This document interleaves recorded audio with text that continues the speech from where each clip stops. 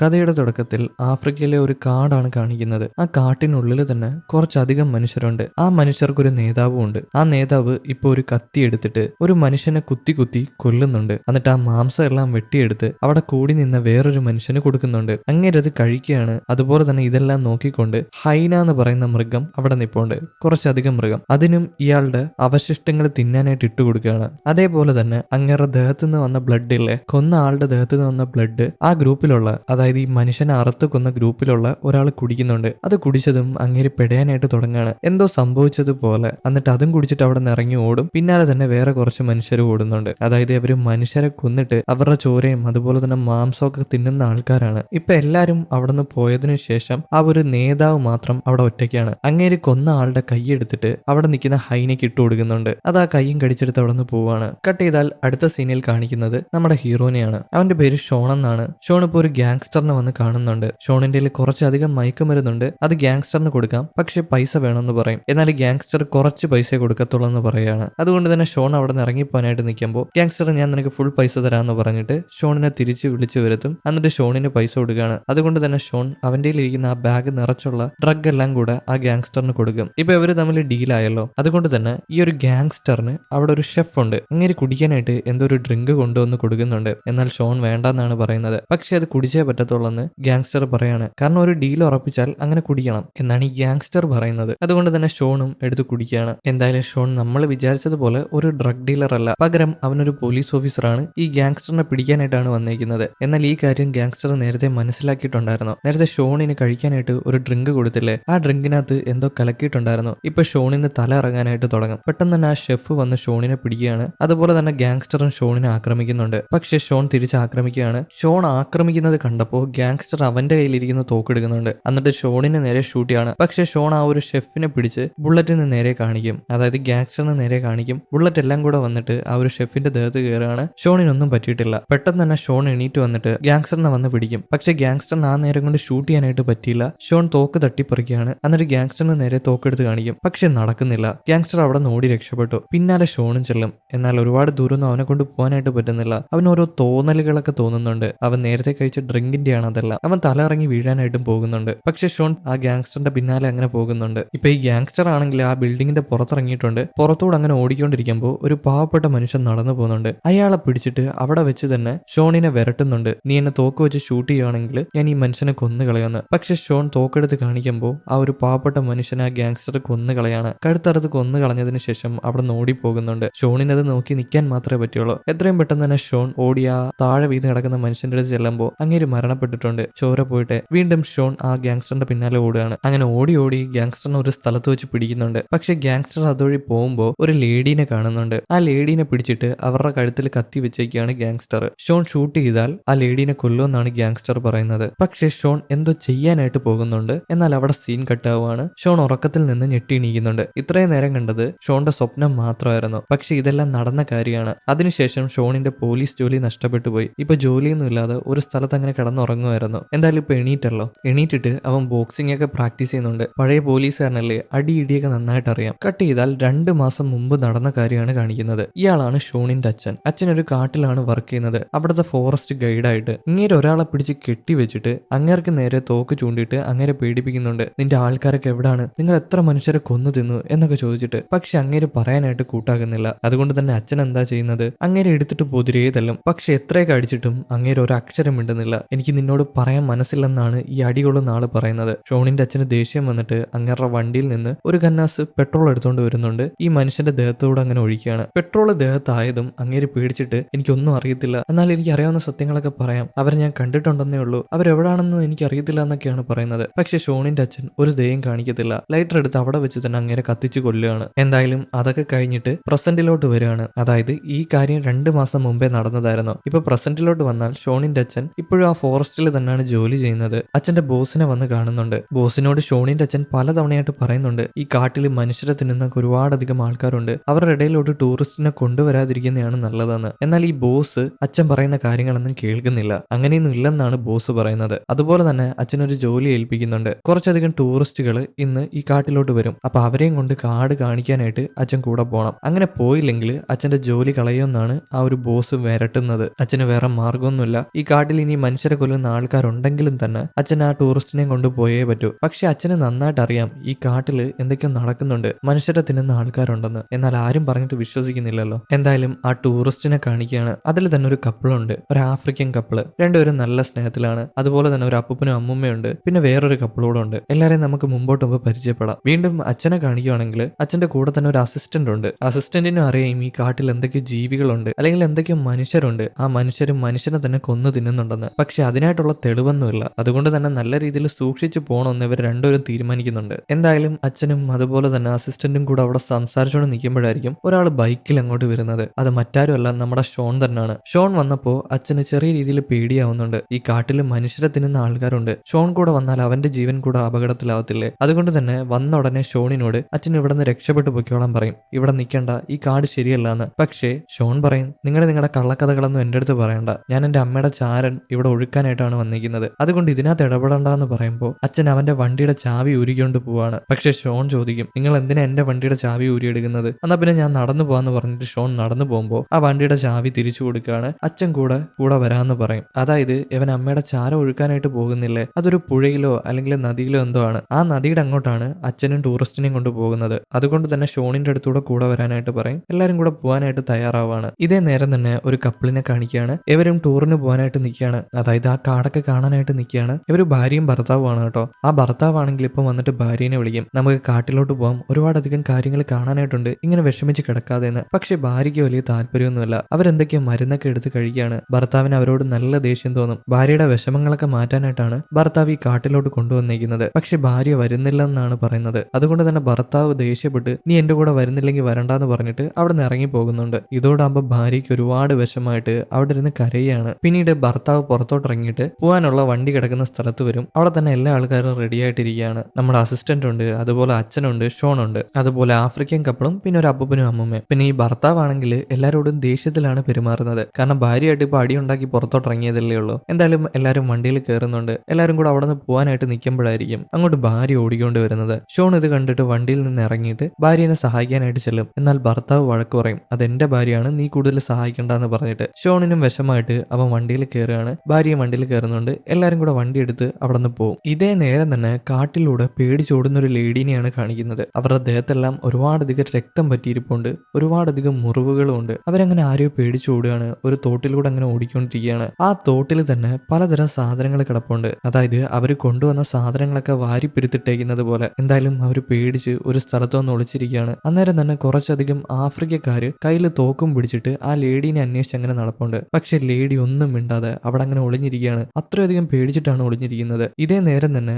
ഒരു വില്ലൻ, അതായത് മനുഷ്യരെ വേട്ടയാടുന്ന ഒരുത്തനാണ്. അവൻ തോക്ക് എടുത്തിട്ട് ആ തോട്ടിലൂടെ അങ്ങനെ നടക്കുന്നുണ്ട്. അങ്ങനെ നടക്കുന്ന സമയത്ത് ഈ ലേഡിയുടെ കയ്യിൽ നിന്ന് പോയ കുറച്ചധികം സാധനങ്ങൾ അവിടെ കിടപ്പുണ്ട്. അങ്ങേർക്ക് മനസ്സിലാവും ലേഡി ഇവിടെ അടുത്തവിടെ ഉണ്ടെന്ന്. അതുകൊണ്ട് തന്നെ ലേഡീനെ അന്വേഷിച്ചിറങ്ങും. ഇതേ നേരം ലേഡി ആണെങ്കിൽ ആ തോട്ടിൽ നിന്ന് പുറത്ത് കയറുന്നുണ്ട്. എന്നിട്ട് അതുവഴി അങ്ങനെ പോവാണ്. പക്ഷേ ഈ ലേഡീനെ ആ ഒരു പുരുഷന്മാര് കാണുകയാണ്. അവരെല്ലാരും ലേഡീനെ അങ്ങനെ ഓടിച്ചുകൊണ്ട് പോവാണ്. ഇവരും ജീവനും കൊണ്ട് ആകെ പേടിച്ച് ഓടുന്ന നേരത്ത് ഇവരുടെ മുമ്പിലായിട്ട് ഒരു കയറുണ്ടായിരുന്നു. ആ കയറിനകത്ത് ചവിട്ടുമ്പോൾ ഇവരുടെ കഴുത്തിൽ ഒരു കയറ് വന്ന് കുടുങ്ങാണ്. ഇവര് മുകളിലോട്ട് പൊക്കിയെടുക്കുന്നുണ്ട്. അതൊരു ട്രാപ്പായിരുന്നു. ആ ട്രാപ്പിലാണ് ലേഡി ചവിട്ടിയത്. ഇവർ ആ ട്രാപ്പിൽ കുടുങ്ങിയതും അങ്ങോട്ട് കുറേയധികം മനുഷ്യരെ തിന്നുന്ന ആൾക്കാർ വന്നിട്ട് ആ ലേഡീനെ വലിച്ച് പിച്ചി കീറി കൊന്നു കളയാണ്. അവരുടെ നിലവിളി മാത്രമേ നമുക്ക് കേൾക്കാനായിട്ട് പറ്റുന്നുള്ളൂ. അവരെന്താ ചെയ്തതെന്ന് നമുക്കറിയത്തില്ല. ഇതേ നേരം തന്നെ നമ്മുടെ ടീംസ് എല്ലാം കൂടെ വണ്ടി എടുത്തിട്ട് കാട്ടിന് നടുക്ക് വന്നിട്ടുണ്ട്. ഒരു സ്ഥലത്ത് വണ്ടി നിർത്താണ്. കുറച്ച് നേരത്തേക്ക് റെസ്റ്റ് ഉണ്ട്. ഇപ്പൊ അപ്പൂപ്പനും അമ്മൂമ്മയും കൂടെ ഒരു കുപ്പി മദ്യമായിട്ട് ഒരു സ്ഥലത്ത് പോയി നിന്നങ്ങനെ കുടിക്കുന്നുണ്ട്. അതുപോലെ മറ്റേ ആഫ്രിക്കൻ കപ്പിൾസ് ആണെങ്കിൽ ഒരു സൈഡിൽ കിടന്നങ്ങനെ സ്നേഹിക്കുകയാണ്. അവിടെ തന്നെ മറ്റേ ഭാര്യയും ഭർത്താവും ഉണ്ട്, അതുപോലെ തന്നെ അസിസ്റ്റന്റും ഉണ്ട്. അച്ഛനാണെങ്കിൽ ഈ നേരം എങ്ങോട്ടോ പോയിട്ടുമുണ്ട്. ഇതേ നേരം തന്നെ ഷോൺ ആ ഒരു പുഴക്കരയിൽ വന്നിട്ടുണ്ട്. അവിടെ വന്നിട്ട് അവന്റെ അമ്മേനെ പറ്റി ആലോചിക്കുകയാണ്. അമ്മയ്ക്ക് ക്യാൻസർ വന്നിട്ടാണ് മരണപ്പെട്ടു പോയത്. പക്ഷേ അമ്മയ്ക്ക് വലിക്കുന്ന ശീലം ഉണ്ടായിരുന്നു. മരിക്കണതിന് തൊട്ട് മുമ്പ് ഷോണിനോട് കുറച്ച് വലിക്കാനായിട്ട് സിഗരറ്റോ എന്തോ കൊണ്ടു കൊടുക്കാനായിട്ട് പറഞ്ഞിട്ടുണ്ടായിരുന്നു. അങ്ങനെ ഷോൺ ആ കാര്യങ്ങളൊക്കെ കൊണ്ടു കൊടുത്തായിരുന്നു. അതൊക്കെ ആലോചിച്ച് ഷോൺ അവിടെ ഇരുന്ന് കരയാണ്. അതിനുശേഷം അമ്മയുടെ ചാരം ആ ഒരു പുഴയിൽ ഒഴുക്കുകയാണ്. ഈ നേരം ആഫ്രിക്കൻ കപ്പിളിനെയും അതുപോലെ തന്നെ ഭാര്യനെയും ഭർത്താവിനെയും പിന്നെ അസിസ്റ്റന്റിനെയും കാണിക്കുകയാണെങ്കിൽ എല്ലാവരും അവിടെ ഇരിക്കുകയാണ്. ഭർത്താവിന് കുറെ നേരം അവിടെ ഇരുന്നിട്ട് ബോറടിച്ചത് കൊണ്ട് തന്നെ അവിടെ നിന്ന് മാറിപ്പോവാണ്. പക്ഷേ അസിസ്റ്റന്റ് വേണ്ടാന്ന് പറയും. അങ്ങനെ പോകാൻ പാടില്ല, അത് നിയമത്തിനെതിരാണെന്ന് പറയുമ്പോൾ ഒന്ന് പോടോന്ന് പറഞ്ഞിട്ട് ആ ഒരു ഭർത്താവ് അവിടെ നിന്ന് മാറിപ്പോവാണ്. എന്തായാലും ഭർത്താവിനെ തടുക്കാനൊന്നും ഇവരാരും നിൽക്കുന്നില്ല. അതേ നേരം തന്നെ ഭാര്യയും ആരും അറിയാതെ അവിടെ നിന്ന് പതിയെ മാറിപ്പോവാണ്. എന്നിട്ട് അവരൊരു സ്ഥലത്ത് വന്നിരിക്കുന്നുണ്ട്. അവരുടെ മരുന്നെല്ലാം കഴിക്കുകയാണ്. അവരെന്ത് എന്തിനാണ് മരുന്ന് കഴിക്കുന്നതെന്ന് ഞാൻ മുമ്പോട്ട് പോകുമ്പോൾ പറഞ്ഞു തരാം. എന്തോ ഡിപ്രഷന്റെ മരുന്നാണ് കഴിക്കുന്നത്. ഇപ്പൊ അവര് മരുന്ന് കഴിച്ചിട്ട് ഒരു സൈഡിലോട്ട് തിരിഞ്ഞു നോക്കുമ്പോൾ എന്തോ കണ്ട് അവര് ഛർദ്ദിക്കാനായിട്ട് തുടങ്ങും. അതായത് എന്തോ ക്രൂരമായിട്ടുള്ള കാര്യമാണ് കണ്ടത്. അതുപോലെ തന്നെ അവര് നിലവിളിക്കുന്നുണ്ട്. ഈ നിലവിളി കേട്ടിട്ട് എല്ലാ ആൾക്കാരും കൂടെ അങ്ങോട്ട് വരികയാണ്. ആദ്യം തന്നെ അസിസ്റ്റന്റ് ആണ് വരുന്നത്. എന്താ പറ്റിയെന്ന് ചോദിക്കുമ്പോൾ ആ ലേഡി, അതായത് ഭാര്യ, കൈ ചൂണ്ടി ഒരു കാര്യം കാണിച്ചു കൊടുക്കുകയാണ്. അസിസ്റ്റന്റ് അത് നോക്കുമ്പോൾ കണ്ട് ഞെട്ടിപ്പോകുന്നുണ്ട്. ബാക്കിയുള്ള ആൾക്കാരും അങ്ങോട്ട് വരുന്നുണ്ട്. എല്ലാരും കൂടെ അത് കണ്ട് ഞെട്ടിപ്പോവാണ്. മറ്റൊന്നുമല്ല, നമ്മൾ നേരത്തെ ഒരു ലേഡി ഓടിപ്പോന്ന് കണ്ടില്ലായിരുന്നോ? ആ ലേഡിയെ ഇവിടെ കൊന്ന് വയറ്റിലുള്ള അവയവങ്ങളൊക്കെ എടുത്ത് പുറത്തിട്ടേക്കാണ്. അത് മൃഗീയമായിട്ടാണ് കൊന്നിട്ടേക്കുന്നത്. ഇത് കണ്ട് എല്ലാ ആൾക്കാരും ഞെട്ടിപ്പോകുന്നുണ്ട്. അവരുടെ ഈ അവസ്ഥ കണ്ടിട്ട് എല്ലാ ആൾക്കാരും ഛർദ്ദിക്കുന്നുണ്ട്, ഓക്കാനും വരുന്നുണ്ട്. എല്ലാ ആൾക്കാരും അങ്ങോട്ട് കൂടിയിട്ടുണ്ട്. ഷോണുണ്ട്, അതുപോലെ തന്നെ ആഫ്രിക്കൻ കപ്പിൾ ഉണ്ട്, പിന്നെ അസിസ്റ്റന്റ് ഉണ്ട്, ഭാര്യയും ഭർത്താവും ഉണ്ട്, അപ്പനും അമ്മുമ്മയും ഉണ്ട്. എന്നാൽ ഷോണിന്റെ അച്ഛൻ മാത്രം ഇതുവരെ വന്നിട്ടില്ല. അങ്ങനെ കാട്ടിലൂടെ അങ്ങനെ അലഞ്ഞു തിരിഞ്ഞ് നടക്കുകയാണ്. ഇപ്പൊ ഈ ലേഡിക്ക് എന്താ പറ്റിയെന്ന് ഇവർക്ക് ആർക്കും അറിയത്തില്ല. അതിൽ ആ ആഫ്രിക്കൻ ബോയ് ഫ്രണ്ട് ഇല്ലേ, അവൻ പറയും ഇതെല്ലാം ഹൈനകൾ ചെയ്യുന്നതാണെന്ന്. അതായത് ഇവിടെ ചില പുലികളില്ലേ, അതിനെ കഴുതപ്പുലി എന്നാണ് പറയുന്നത് കേട്ടോ. അപ്പൊ ഈ സാധനങ്ങളാണ് കൊന്നേന്നാണ് ബോയ് ഫ്രണ്ട് പറയുന്നത്. എന്നാൽ അപ്പൂപ്പൻ പറയും ഹൈനകൾ ഇങ്ങനെ കൊല്ലത്തില്ല, എന്നാൽ കൊന്നാൽ തന്നെ അതൊക്കെ കഴിക്കണ്ടേ, ഇത് കഴിക്കാതെ അവയവങ്ങൾ മാത്രം പുറത്തിട്ട് വാളിന് വെട്ടിയതുപോലെ എങ്ങനെ കൊല്ലാനായിട്ട് പറ്റുമെന്ന് അവര് ചോദിക്കും. അതായത് അപ്പൂപ്പൻ ചോദിക്കും. എന്നാൽ ഈ അപ്പൂപ്പൻ പറയുന്ന കാര്യം ആരും വിശ്വസിക്കുന്നില്ല. എല്ലാരും വിശ്വസിക്കുന്നത് ഹൈന കടിച്ചു കൊന്നെന്നാണ്. അന്നേരമായിരിക്കും ഷോണിന്റെ അച്ഛൻ അങ്ങോട്ട് വരുന്നത്. ഷോണിന്റെ അച്ഛൻ വന്നിട്ട് പറഞ്ഞു തുടങ്ങാനായിട്ട് തുടങ്ങും. അതായത് ഇവരെ കൊന്നത് മൃഗങ്ങളൊന്നും അല്ല, പകരം മനുഷ്യരാണ്. ഈ കാട്ടിൽ തന്നെ മനുഷ്യരെ തിന്നുന്ന മനുഷ്യരുണ്ട്. അവരാണ് ഈ ലേഡിക്ക് ഇങ്ങനെ ഒരു ഗതി വരുത്തി വെച്ചത്. അതുകൊണ്ട് തന്നെ നമ്മൾ സൂക്ഷിച്ചു വേണം മുമ്പോട്ട് പോകാനെന്ന് അച്ഛൻ പറയുമ്പോൾ എല്ലാരും കൂടെ ചിരിക്കാനായിട്ട് തുടങ്ങും. പ്രത്യേകിച്ച് ബോയ് ഫ്രണ്ട് ആണ് ചിരിക്കുന്നത്. ബാക്കിയുള്ള ആൾക്കാർക്കൊക്കെ ചെറിയ വിശ്വാസമുണ്ട്. എന്നാൽ ബോയ് ഫ്രണ്ട് അച്ഛനെ കളിയാക്കാനായിട്ട് തുടങ്ങുകയാണ്. എന്തായാലും ഇവിടെ നിൽക്കുന്നത് അത്ര സേഫ് അല്ലെന്ന് അവർക്ക് എല്ലാവർക്കും മനസ്സിലായി. അതുകൊണ്ട് തന്നെ എല്ലാ ആൾക്കാരും കൂടെ തിരിച്ച് വണ്ടിയിൽ വന്ന് കയറും. എന്തായാലും വണ്ടിയുടെ അടുത്ത് വരുമ്പോൾ ഒരു പ്രശ്നം ഉണ്ടാകുന്നുണ്ട്. അതായത് ഷോണിന്റെ അച്ഛൻ പറയുന്നത് എന്താണ്, ഇത് ചെയ്യുന്നതെല്ലാം മനുഷ്യരെ തിന്നുന്ന മനുഷ്യരാണെന്നല്ലേ. അവരെ കൊല്ലാനായിട്ട് ഷോണിന്റെ അച്ഛൻ പോവാണെന്ന് പറഞ്ഞിട്ട് ആരോടും ഒന്നും പറയാതെ അവിടെ നിന്ന് അങ്ങ് പോവാണ്. അതായത് ഇത്രയധികം ആൾക്കാർ അങ്ങേരല്ലേ ഇങ്ങോട്ട് കൊണ്ടുവന്നത്. അപ്പൊ അവരെ സുരക്ഷിതമായിട്ട് തിരിച്ചെത്തിക്കേണ്ടത് ഷോണിന്റെ അച്ഛന്റെ കടമയില്ലേ. പക്ഷെ അങ്ങേര് അത് ചെയ്യാതെ ഞാൻ അവരെ കൊല്ലാൻ പോവാണെന്ന് പറഞ്ഞിട്ട് അവിടെ നോടിപ്പോവും. ഇപ്പൊ വേറെ വഴിയൊന്നുമില്ല. അതുകൊണ്ട് തന്നെ ഷോണാണ് വണ്ടി എടുക്കുന്നത്. ഷോൺ വണ്ടി എടുത്തിട്ട് അവിടെ നിന്ന് പോവാണ്. എല്ലാ ആൾക്കാരും വണ്ടിയിലുണ്ട്, ആരൊഴിച്ച് ഷോണിന്റെ അച്ഛൻ ഒഴിച്ചിട്ട്. അതുപോലെ ഇവര് പോയതിനു ശേഷം ആ വണ്ടിക്ക് അടിയിൽ നിന്ന് ഒരാൾ മാറിപ്പോകുന്നുണ്ട്. അതായത് ആ ഒരു ഗ്രൂപ്പിലുള്ള മനുഷ്യനില്ലേ, മനുഷ്യരെ തിന്നുന്ന ഗ്രൂപ്പിലുള്ള മനുഷ്യൻ, ആ ഒരു മനുഷ്യൻ ആ വണ്ടിയിൽ എന്തോ ചെയ്തിട്ടുണ്ട്. ഇവര് പോകുന്ന വഴിക്ക് വണ്ടി നശിക്കാനായിട്ട് എന്തോ ചെയ്തേക്കാണ്. എന്നാൽ നമ്മുടെ ടീംസ് ഇതറിയാതെ വണ്ടി ഓടിച്ച് അങ്ങനെ പോവാണ്. അങ്ങനെ ഇവര് വണ്ടി ഓടിച്ച് ഇതുവരെ സ്ഥലത്തെത്തിയിട്ടില്ല. രാത്രിയും കൂടെ ആയിട്ടുണ്ട്. ഇനി ഒരുപാടധികം ദൂരം അങ്ങനെ പോകണം. പക്ഷേ ഇതിന്റെ ഇടയിൽ ആ ആഫ്രിക്കൻ ഗേൾ ഫ്രണ്ട് ഇല്ലേ, അതായത് നമുക്ക് ബോയ് ഫ്രണ്ടും ഗേൾ ഫ്രണ്ടും എന്ന് പറയാം, ആ ഗേൾ ഫ്രണ്ടും അതുപോലെ തന്നെ ഭർത്താവുമായിട്ട് വഴക്കാവുന്നുണ്ട്.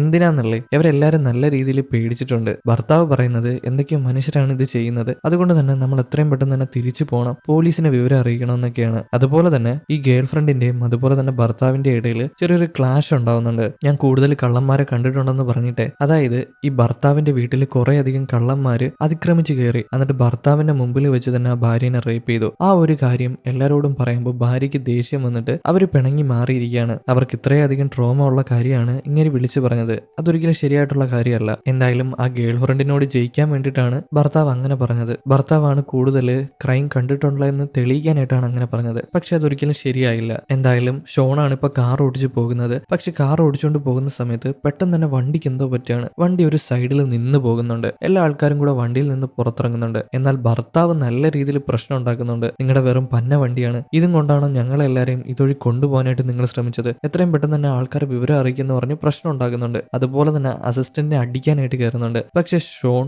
ആ ഒരു ഭർത്താവിനെ പിടിച്ചു നിർത്തുകയാണ്. എന്നിട്ട് മിണ്ടാതിരിക്കാനായിട്ട് പറയുന്നുണ്ട്. അതായത് പിടിച്ച് അമർത്തി നിർത്തുന്നുണ്ട്. എന്തെങ്കിലും പ്രശ്നം ഉണ്ടാക്കിയാൽ നിനക്ക് അടി തരും എന്നതുപോലെ. അതുകൊണ്ട് തന്നെ ഭർത്താവ് വലിയ പ്രശ്നമൊന്നും ഉണ്ടാക്കുന്നില്ല. ഇപ്പൊ അസിസ്റ്റന്റ് വന്നിട്ട് ആ കാറിലുള്ള ഒരു റേഡിയോ ഡിവൈസ് എടുക്കുന്നുണ്ട്. അതുവഴി പുറത്തോട്ട് സംസാരിക്കാനായിട്ട് ശ്രമിക്കുകയാണ്. എന്നാൽ സിഗ്നൽ പാസ് ആവുന്നില്ല. പുറത്തുനിന്ന് ആർക്കും കണക്ഷൻ കിട്ടുന്നില്ല. അതുകൊണ്ട് തന്നെ ഇവരിവിടെ പെട്ടുപോയെന്ന് ആർക്കും അറിയിക്കാനും പറ്റത്തില്ല. ഇതോടാകുമ്പം എല്ലാ ആൾക്കാരും കൂടെ പേടിക്കുന്നുണ്ട്. പക്ഷേ അസിസ്റ്റന്റ് പറയും നിങ്ങൾ ആരും പേടിക്കണ്ട, നമ്മൾ കാണാതെ പോയാൽ എന്തായാലും മാനേജർ നമ്മളെ തിരക്കി വരും, അതുകൊണ്ട് തന്നെ നമുക്ക് അങ്ങേര് വരുന്നത് വരെ വെയിറ്റ് ചെയ്യാന്ന് പറയുമ്പോൾ മാനേജറിനെ കാണിക്കുകയാണ്. മാനേജറിനെ കുറച്ചധികം ആൾക്കാർ കയറി വന്നിട്ട് അടിച്ചു കൊന്നു കളഞ്ഞു. ആരാന്ന് മനസ്സിലായില്ലേ, ആ ഒരു മനുഷ്യനെ തിന്നുന്ന ആൾക്കാർ തന്നെയാണ്. അതിനർത്ഥം ഇവരിവിടെ പെട്ടുപോയെന്ന് ആരും അറിയാനായിട്ട് പോകുന്നില്ല. മാനേജറും മരണപ്പെട്ടു പോയിട്ടുണ്ട്. പുറത്തുനിന്ന് ആരും രക്ഷിക്കാനും വരാനായിട്ട് പോകുന്നില്ല. പക്ഷെ എല്ലാ ആൾക്കാരും ഇവിടെ കാത്തു നിൽക്കുകയാണ്, മാനേജറിന് എന്താണ് പറ്റിയെന്ന് അറിയാൻ പാടില്ലാതെ. അവരാരും അറിഞ്ഞിട്ടില്ല മാനേജർ മരണപ്പെട്ടു എന്നുള്ള കാര്യം. വീണ്ടും നമ്മുടെ ടീംസിനെ കാണിക്കുകയാണെങ്കിൽ ഭർത്താവ് എല്ലാ ആൾക്കാരോടും ദേഷ്യപ്പെടാനായിട്ട് തുടങ്ങും. എത്രയും പെട്ടെന്ന് തന്നെ നമ്മളെ ഇവിടെ നിന്ന് പുറത്തെത്തിക്കാനുള്ള കാര്യങ്ങൾ ചെയ്യും, നിങ്ങൾ അങ്ങനെ ചെയ്തു ചെയ്തില്ലെങ്കിൽ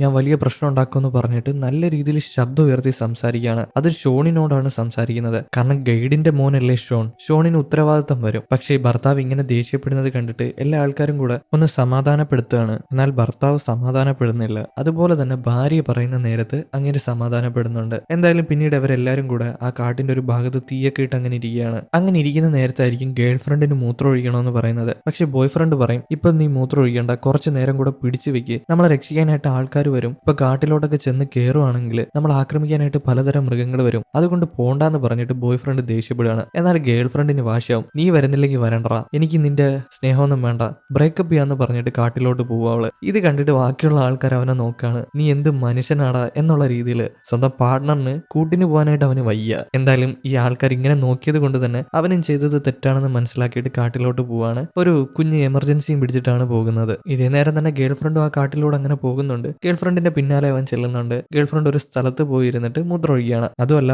പലതരം ശബ്ദങ്ങൾ ഇവരവിടെ ഇരിക്കുന്ന സമയത്ത് കേൾക്കുന്നുണ്ട്. ബോയ് ഫ്രണ്ട് അവിടെ കാവലിരിക്കുകയാണല്ലോ. ബോയ് ഫ്രണ്ട് ഗേൾ ഫ്രണ്ടിനോട് എമർജൻസി ചോദിക്കും, നീ അത് വെക്കണ്ട, ഇങ്ങ് തരാൻ പറഞ്ഞിട്ട്. അങ്ങനെ ബോയ് ഫ്രണ്ടിന് ഗേൾ ഫ്രണ്ട് എമർജൻസി എറിഞ്ഞു കൊടുക്കുകയാണ്. പെട്ടെന്നായിരിക്കും ഗേൾ ഫ്രണ്ടിന് ഒരാൾ വന്ന് പിടിച്ച് വലിച്ചെടുത്തുകൊണ്ട് പോകുന്നത്. അവളുടെ നിലവിളി മാത്രമേ ബോയ് ഫ്രണ്ട് കേൾക്കുന്നുള്ളൂ. അവനും ആ ഒരു എമർജൻസി, അതായത് ആ ചെറിയ വെട്ടം വെച്ചിട്ട് ചുറ്റുഭാഗത്ത് നോക്കുകയാണ്. പക്ഷെ ആരെയും കാണാനായിട്ടില്ല. ഗേൾ ഫ്രണ്ടിനെ ആരോ വലിച്ചെടുത്തോണ്ട് പോയിട്ടുണ്ട്. ഇതേ നേരം തന്നെ ബാക്കിയുള്ള ആൾക്കാർ അവിടെ ഇരിക്കുമ്പോൾ ആ നിലവിളി ശബ്ദം കേൾക്കുന്നുണ്ട്. ഭർത്താവാണെങ്കിൽ ചാടി എണീക്കുകയാണ്. അങ്ങേരുടെ കയ്യിൽ ഒരു തോക്കും ഉണ്ടായിരുന്നു. ആ തോക്കും പിടിച്ചിട്ട് അങ്ങനെ നിൽക്കുമ്പോൾ ഷോൺ പറയും, തോക്കൊന്നും എടുത്ത് ഷൂട്ട് ചെയ്യാനായിട്ട് പാടില്ല, ആ തോക്ക് ഇങ്ങ് തരാനായിട്ട്. പക്ഷെ ഭർത്താവ് കേൾക്കത്തില്ല. ശബ്ദം കേട്ട ഭാഗത്തോട് തോക്കും ചൂണ്ടി നിൽക്കുകയാണ്. എന്നാൽ കൂടുള്ള ആൾക്കാർ പറയുന്നുണ്ട് തോക്ക് ഉപയോഗിക്കില്ലെന്ന്. പ്രത്യേകിച്ച് ഷോണാണ് പറയുന്നത്. അതുകൂടെ കേൾക്കുമ്പോൾ ഭർത്താവിന് ദേഷ്യം വന്നിട്ട് ഷോണിന് നേരെ തോക്ക് ചൂണ്ടും. അതുപോലെ ഈ നേരം അസിസ്റ്റന്റ് ആണെങ്കിൽ ഞാൻ കാട്ടിനുള്ളിൽ പോയി നോക്കിയിട്ട് വരാമെന്ന് പറഞ്ഞിട്ട് അവിടെ നിന്ന് പോകുന്നുണ്ട്. കാട്ടിനുള്ളിലോട്ട് അവർക്ക് എന്താണ് പറ്റിയെന്ന് അറിയാനായിട്ട്. ഇന്നേരം ഷോൺ ആ ഒരു ഭർത്താവിനെ സമാധാനപ്പെടുത്തുന്നുണ്ട്. നിങ്ങൾ ആ തോക്ക് തരുന്നതായിരിക്കും നല്ലത്, ഞാനൊരു പോലീസുകാരനാണ്. പക്ഷെ അവൻ പോലീസുകാരനല്ല,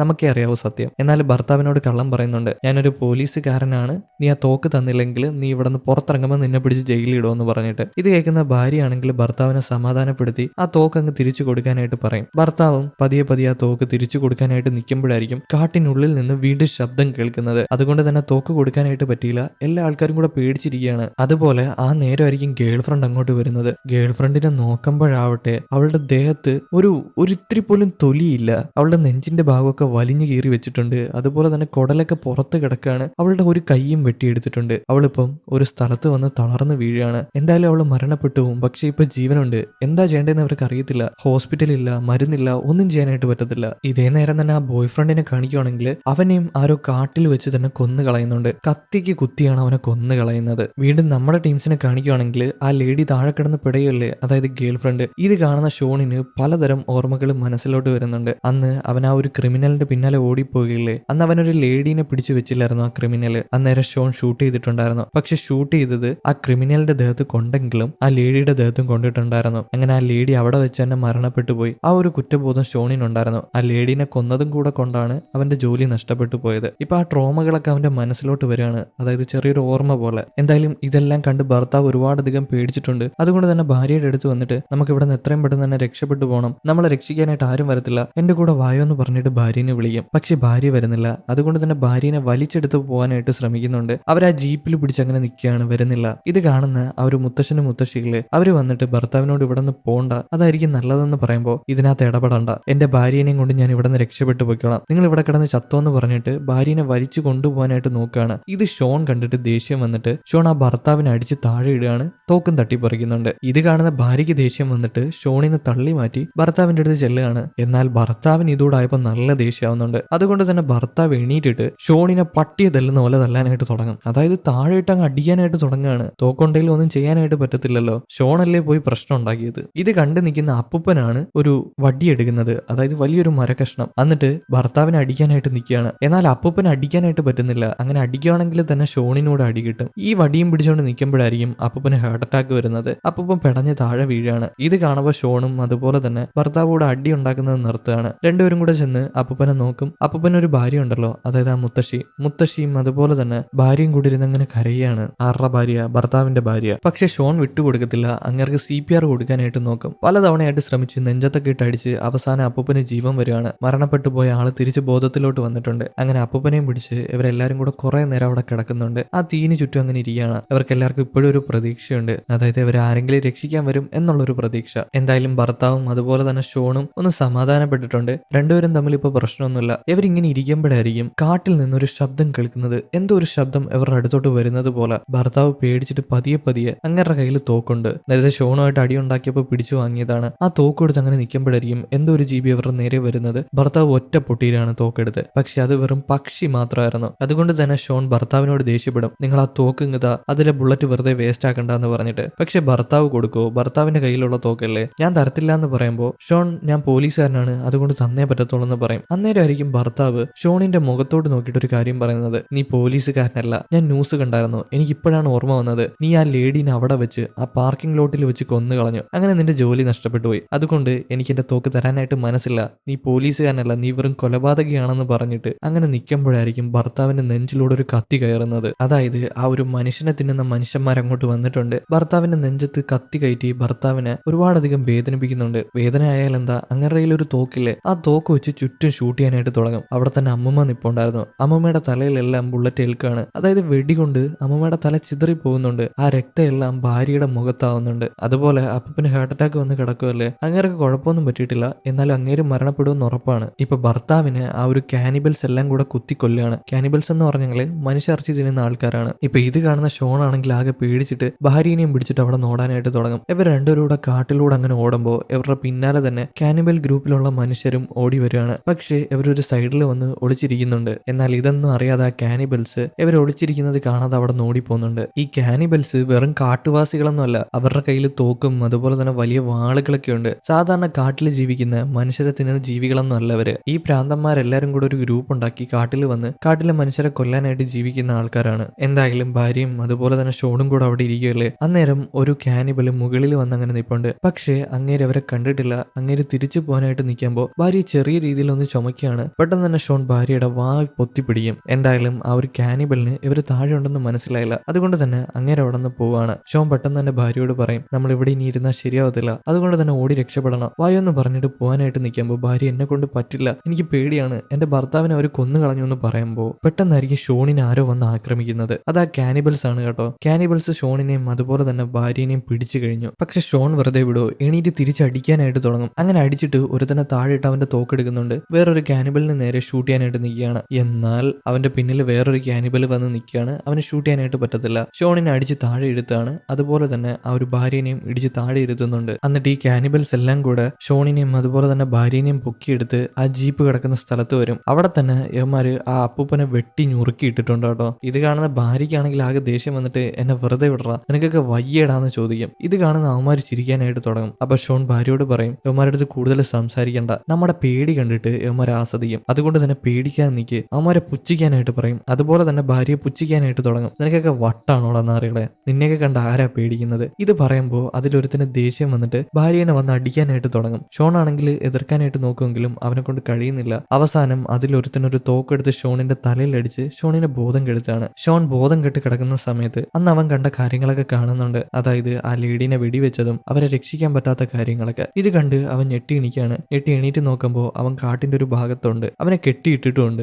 അവിടെ തന്നെ മുഖംമൂടി വെച്ചൊരു കാനിബലുണ്ട്. ആ മുഖംമൂടി വെച്ച കാനിബൽ വന്നിട്ട് ഷോണിന്റെ ദേഹത്തുള്ള ഡ്രസ്സെല്ലാം വലിച്ചൂരുകയാണ്. എന്നിട്ട് അവനെ കഴുത്തറുത്ത് കൊല്ലാനായിട്ട് നിൽക്കുകയാണ്. പെട്ടെന്നായിരിക്കും ഒരു വെടി വന്ന്, അതായത് ഒരു ബുള്ളറ്റ് വന്ന് ഈ ഒരു മുഖംമൂടി വെച്ച കാനിബലിന്റെ നെഞ്ചത്ത് കയറുന്നത്. അങ്ങേര് തെറിച്ച് വീഴുന്നുണ്ട്. പക്ഷേ ഒരു വെടിയിലൊന്നും ചത്തിട്ടില്ല. അതുകൊണ്ട് തന്നെ വീണ്ടും ഷൂട്ട് ചെയ്യാണ്. ഈ ഷൂട്ട് ചെയ്യുന്ന ആള് മറ്റാരുമല്ല, നമ്മുടെ ഷോണിന്റെ അച്ഛൻ തന്നെയാണ്. ഷോണിന്റെ അച്ഛൻ ആ ഒരു കാനിബലിനെ ഷൂട്ട് ചെയ്ത് കൊന്നു കളയുന്നുണ്ട്. അതിനുശേഷം മുഖംമൂടി മാറ്റി നോക്കുമ്പോൾ അച്ഛൻ അത് കണ്ട് ഞെട്ടിപ്പോവാണ്. അച്ഛൻ 2 മാസങ്ങൾക്ക് മുമ്പ് ഒരാളെ പിടിച്ചിട്ട് ആ കാനിബൽസ് എല്ലാം എവിടെ പോയെന്ന് ചോദിച്ചില്ലേ, അങ്ങേരാണിത്. അങ്ങേരും കാനിബൽസിന്റെ കൂട്ടത്തിലുള്ളയായിരുന്നു. അത് അച്ഛന് നേരത്തെ അറിയായിരുന്നു. പക്ഷേ ഈ കാനിബൽ സത്യങ്ങളൊന്നും പറഞ്ഞില്ല. ഇപ്പൊ ഇതെങ്ങനെ മനസ്സിലായെന്ന് ചോദിച്ചാൽ അന്ന് കത്തിച്ച സമയത്ത് പകുതിയെ ഇയാൾ കത്തിയിട്ടുണ്ടായിരുന്നുള്ളൂ. ഇങ്ങനെ എങ്ങനെ രക്ഷപ്പെട്ടിട്ടുണ്ട്. പക്ഷെ അച്ഛൻ ഇത് അറിഞ്ഞില്ല. എന്തായാലും ഇപ്പൊ കൊന്നു കളഞ്ഞല്ലോ. ഷോണിനെയും അഴിച്ചു വിടുന്നുണ്ട്. എന്നിട്ട് അവർ രണ്ടുപേരും കൂടെ അവിടെ നിന്ന് പോവാണ്. ഇതേ നേരം തന്നെ ഭാര്യനെയും അതുപോലെ തന്നെ ബാക്കിയുള്ള കാനിബൽസിനെയും കാണിക്കുകയാണെങ്കിൽ ഭാര്യനെ കൊണ്ടുള്ള വെയിറ്റ് എല്ലാം എടുപ്പിച്ചിട്ട് ആ കാനിബൽസ് അങ്ങനെ മുമ്പേ പൊയ്ക്കൊണ്ടിരിക്കുകയാണ്. അവസാനം ഭാര്യ തളർന്നൊരു സ്ഥലത്ത് വീഴുന്നുണ്ട്. ഭാര്യ കുറച്ച് വെള്ളം ആ ഒരു കാനിബലിനോട് ചോദിക്കുന്നുണ്ട്. പക്ഷേ ആ കാനിബൽ കുറച്ച് വെള്ളം എടുത്ത് ഭാര്യയ്ക്ക് കാണിച്ചു കൊടുക്കുകയാണ്. നിനക്ക് വേണോ വെള്ളം? നിനക്ക് തരത്തില്ല എന്നൊക്കെ പറഞ്ഞിട്ട് ആ വെള്ളം അവൻ കുടിക്കുകയാണ്. ഭാര്യയെ കൊതി കാണിപ്പിക്കുന്നുണ്ട്. അവരൊരുപാട് ക്ഷീണിച്ചിട്ട് ആ വെള്ളം കിട്ടാൻ വേണ്ടിയിട്ട് അങ്ങനെ നോക്കിയിരിക്കുകയാണ്. പക്ഷെ അവന്മാർ കൊടുക്കുന്നില്ല. കട്ട് ചെയ്താൽ അടുത്ത സീനിൽ അച്ഛനും അതുപോലെ തന്നെ ഷോണും കൂടെ ഒരു സ്ഥലത്ത് വന്ന് ഒളിഞ്ഞിരിക്കുകയാണ്. ഇവർ ഒളിഞ്ഞിരിക്കുന്ന താഴെ തന്നെ ആ കാനിബല് നിപ്പുണ്ട്. അതുപോലെ തന്നെ ഭാര്യ സൈഡിലായിട്ട് കിടപ്പുണ്ട്. പിന്നെ അവിടെ ചുറ്റും തീ ഇട്ടിട്ടുണ്ട്. ഇപ്പൊ അച്ഛനാണെങ്കിൽ ഷോണിനോട് എനിക്ക് നിന്റെ അമ്മ ഒരു സാധനം തന്നായിരുന്നു, അത് നിനക്കാണ് ഇനി അവകാശപ്പെട്ടതെന്ന് പറഞ്ഞിട്ട് ഒരു ലൈറ്റർ എടുത്ത് ഷോണിന് കൊടുക്കുന്നുണ്ട്. അത് ഷോൺ വാങ്ങി വെക്കുകയാണ്. അച്ഛൻ ഇവിടുന്ന് അമ്മമാരെ ഷൂട്ട് ചെയ്ത് കൊല്ലാനായിട്ട് പോവാണ്. ഷോൺ അച്ഛനോട് സൂക്ഷിച്ചു പോകാൻ പറയുമ്പോൾ ഞാൻ സൂക്ഷിക്കാന്ന് പറഞ്ഞിട്ട് അച്ഛൻ അവിടെ നിന്ന് പോകുന്നുണ്ട്. ഷോൺ വീണ്ടും ആ കാനിബലിനെ നിരീക്ഷിച്ച് അങ്ങനെ കിടക്കാണ്. വേറെ കുറെ കാനിബൽസും തൊട്ടടുത്തുണ്ട്. അവരെ എല്ലാരും തീർക്കണം. അതിനായിട്ടാണ് അച്ഛൻ പോയിരിക്കുന്നത്. ഇപ്പൊ ഷോൺ നോക്കി നിൽക്കിയ തന്നെ ആ ഒരു കാനിബല് നമ്മുടെ ഭാര്യനെ പീഡിപ്പിക്കാനായിട്ട് ശ്രമിക്കുന്നുണ്ട്. അതായത് നിങ്ങൾക്ക് മനസ്സിലായല്ലോ, അവളുടെ കാലിലുള്ള കെട്ടെല്ലാം മാറ്റി വെച്ചിട്ട് അവൾ ഡ്രസ്സെല്ലാം അഴിക്കാനായിട്ട് തുടങ്ങുകയാണ്. ഇത് കാണുന്ന ഷോൺ അവനെ ആക്രമിക്കാനായിട്ട് താഴോട്ടിറങ്ങി ചെല്ലുന്നുണ്ട്. പക്ഷെ ഇതുവരെ കാനിബൽ അവനെ കണ്ടിട്ടില്ല.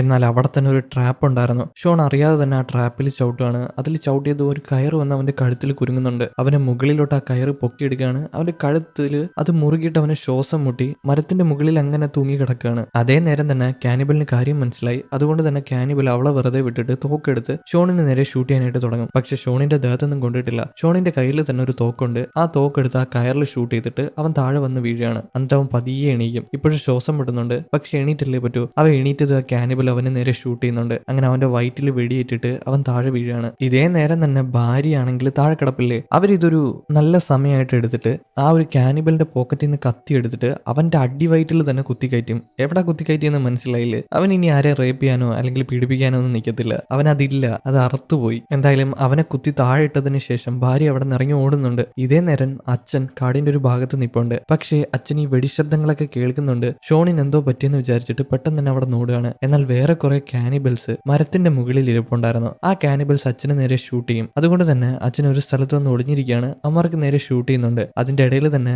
അച്ഛന്റെ വയറ്റില് ഷൂട്ട് ഏൽക്കുന്നുണ്ട്. പെട്ടെന്നായിരിക്കും അച്ഛനെ മുഖംമൂടി വെച്ചൊരു കാനിബൽ വന്ന് പിടിക്കുന്നത്. അച്ഛൻ കുടുങ്ങി കഴിഞ്ഞു. ഇതേ നേരം തന്നെ ആ ലേഡി, അതായത് ഭാര്യ അങ്ങനെ ഓടിക്കൊണ്ടിരിക്കുകയാണ് കാട്ടിലൂടെ. പെട്ടെന്ന് തന്നെ ഒരു കാനിബൽ വന്ന് ഭാര്യനെ അടിച്ച് താഴെ ഇടുകയാണ്. വീണ്ടും അവരെ പിടിച്ചു കഴിഞ്ഞു. പിന്നീട് അച്ഛനെ പൊക്കിയെടുത്ത് ഈ കാനിബൽസ് ഒരു സ്ഥലത്ത് വരുന്നുണ്ട്. അവിടെ വെച്ച് തന്നെ അച്ഛനെ ഉപദ്രവിക്കുകയാണ്. എന്നിട്ട് ആ മുഖംമൂടി വെച്ച് ആ ഒരു കാനിബൽ മുഖത്തുള്ള മുഖംമൂടി എടുത്ത് മാറ്റുന്നുണ്ട്. അത് മറ്റാരുമല്ല, അച്ഛന്റെ കൂടെയുള്ള അസിസ്റ്റന്റ് തന്നെയാണ്. അസിസ്റ്റന്റും ഈ കാനിബൽസിന്റെ കൂട്ടത്തില് ഒരു നേതാവാണ് കേട്ടോ. ഇത് കാണുന്ന അച്ഛൻ തകർന്നു പോകുന്നുണ്ട്. ഇപ്പൊ അസിസ്റ്റന്റ് പറയാനായിട്ട് തുടങ്ങും, ഞാൻ നിങ്ങൾക്ക് വേണ്ടി റിവെഞ്ചിന് കാത്തിരിക്കുമായിരുന്നു. കാരണം നിങ്ങൾ എന്റെ മോനെയാണ് അന്ന് കത്തിച്ചത്. അതായത് നമ്മുടെ സിനിമയുടെ തുടക്കത്തിൽ ഒരാളെ കത്തിക്കുന്നത് കണ്ടില്ലേ ഈ അച്ഛൻ, അത് മറ്റാരുമല്ല, ഈ ഒരു അസിസ്റ്റന്റിന്റെ മോനാണ്. പക്ഷെ അന്ന് മരിച്ചില്ലായിരുന്നു, രക്ഷപ്പെട്ടു. ഇപ്പൊ അതെല്ലാം കൂടെയുള്ള വാശിക്ക് ഷോണിനെ വെടിവെച്ച് കൊന്നെന്നാണ് ഈ ഒരു അസിസ്റ്റന്റ് പറയുന്നത്. എന്നിട്ടൊരു കത്തിയെടുത്ത് അച്ഛന്റെ വെടിയേറ്റ മുറിവിലില്ലേ അതിനകത്ത് കുത്തി കയറ്റുന്നുണ്ട്. അന്നേരെയായിരിക്കും കൂടുള്ള ഒരു കാനിബല് അച്ഛന്റെ ബാഗ് എല്ലാം പരിശോധിച്ചിട്ട് അതിൽ നിന്നൊരു മുഖംമൂടി കണ്ടെത്തുന്നത്. അത് ആരുടെ മുഖംമൂടിയാന്ന്